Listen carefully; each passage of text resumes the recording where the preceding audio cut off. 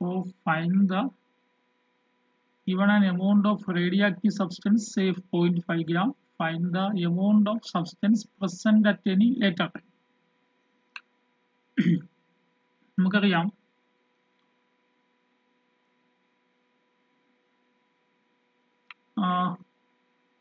suppose at each instant radioactive substance decay ചെയ്യുന്നു വിചാരിക്കുക. At each instance ഓരോ സമയത്തിലും the radioactive substance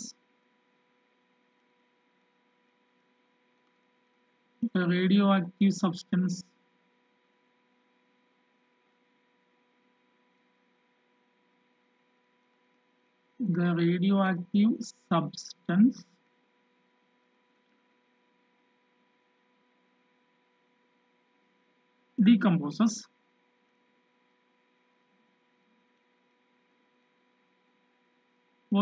that is decay ചെയ്യുന്നു decaying time. അപ്പോൾ നമുക്കറിയാം decaying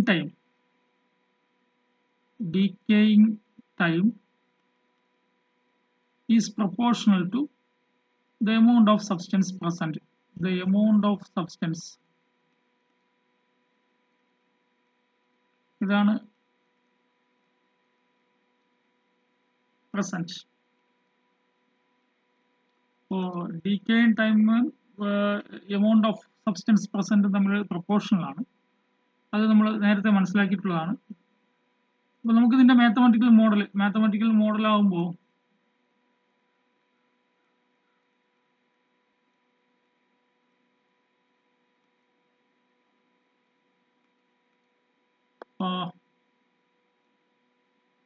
ഞാൻ ആദ്യമുള്ള എമൗണ്ട് y of t എന്നെടുക്കാം. Let y of t be the denote എന്നാണ്.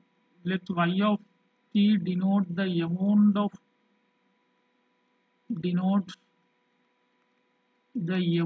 of substance. Y of t denote the amount of substance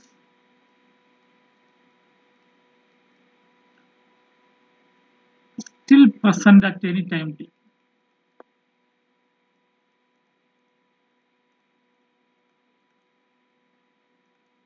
t എന്ന ടൈമിൽ present ആയിട്ടുള്ള radioactive സബ്സ്റ്റൻസിന്റെ എമൗണ്ടിനാണ് y of t നമ്മൾ ഡിനോട്ട് ചെയ്തത്. അപ്പോൾ നമുക്കറിയാം the time rate of change is proportional to amount substance present എന്നല്ലേ അല്ലേ. The time rate of change is decaying time is proportional to the amount of substance present. അപ്പോൾ എന്താണ് dy by dt is proportional to y എന്നല്ലേ.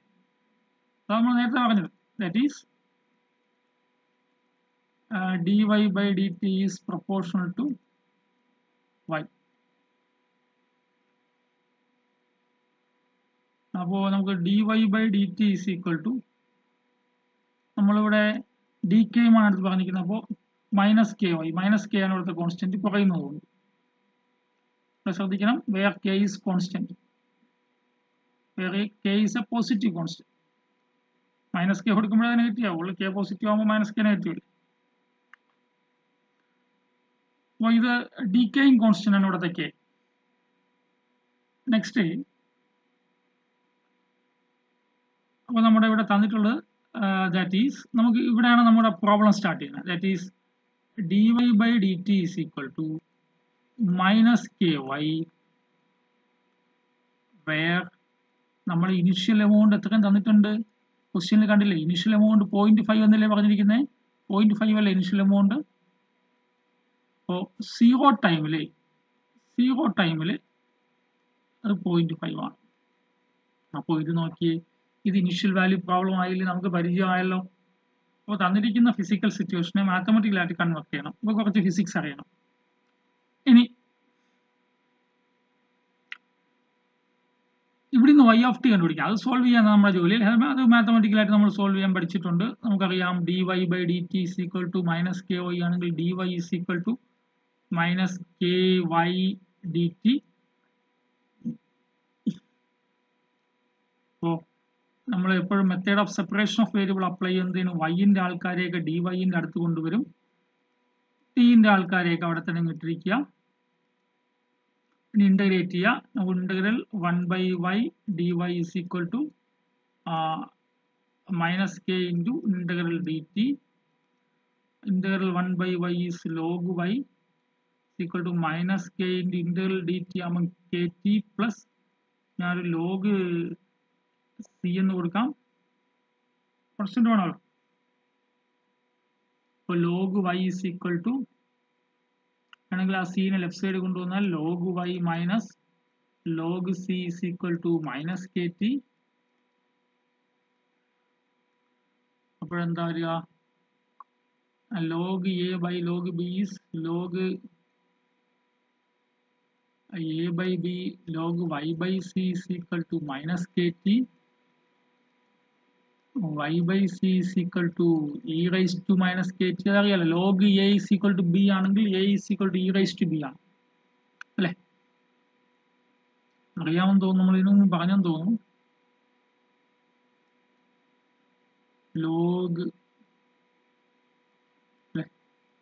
log a is equal to b if and only if a is equal to e raised to b.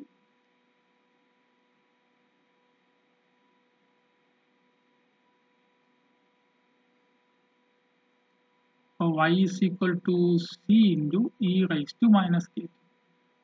Y is equal to c into e raised to minus k. That is കുറച്ചുകൂടി ഭംഗിയായിട്ടും വ്യക്തമായിട്ടും എഴുതിയാൽ y means y of t. Y of t is equal to c constant c into e raised to minus k. ഇവിടെ equation 2 എന്ന് എടുത്താൽ നോക്കണം, നമുക്കൊരു initial condition y of 0 is equal to 5 വന്നിരിക്കുകയല്ലേ. അപ്പോൾ ഇവിടെ അത് അപ്ലൈ ചെയ്താൽ c കണ്ടുപിടിക്കാൻ പറ്റുമല്ലോ. ഇവിടെ ടിന്റെ പ്ലേസിൽ 0 എടുത്താൽ y of 0 is equal to c into e raised to 0. ഇവിടെ ലെഫ്റ്റ് സൈഡ് y of 0 അല്ലേ, y of 0 0.5 എന്നല്ലേ വന്നിരിക്കുന്നത് അല്ലേ. y of 0 is equal to c into e raised to 1 അല്ലേ. y of 0 is equal to c. y of 0 0.5 തന്നിട്ടുണ്ട്, 0.5 is equal to c. അപ്പോൾ c ന്റെ value എന്തായി? 0.5 ആയി.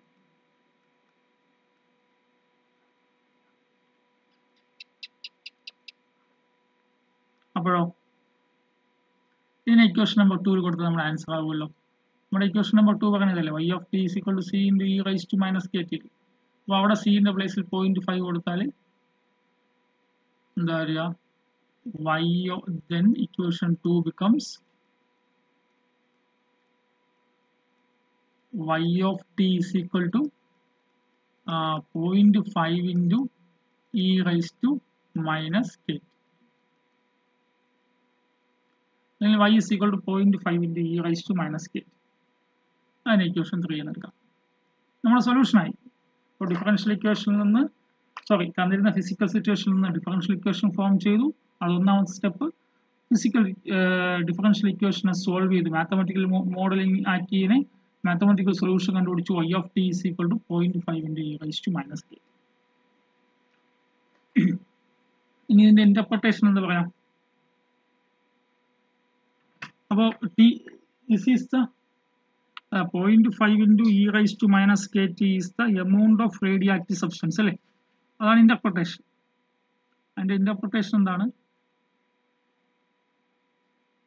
അതിന്റെ interpretation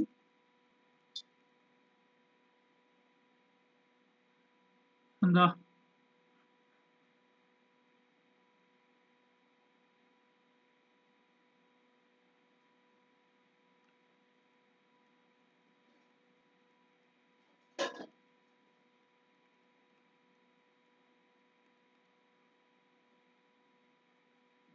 y 0.5 into e raised to minus kt is the amount of substance. അതാണല്ലോ അവർ കണ്ടുപിടിക്കാൻ പറയുന്നത്. amount of substance present at any time t. അതിലെ വൈ ഓഫ് ടി നമ്മളങ്ങനെ വൈ ഓഫ് ടി ഡിനോട്ട് ചെയ്തല്ല, ടി ടൈമിൽ പ്രസന്റ് ആയിട്ടുള്ള എമൗണ്ടിനല്ലേ വൈ ഓഫ് ടി എന്ന് പറഞ്ഞിരിക്കുന്നത്.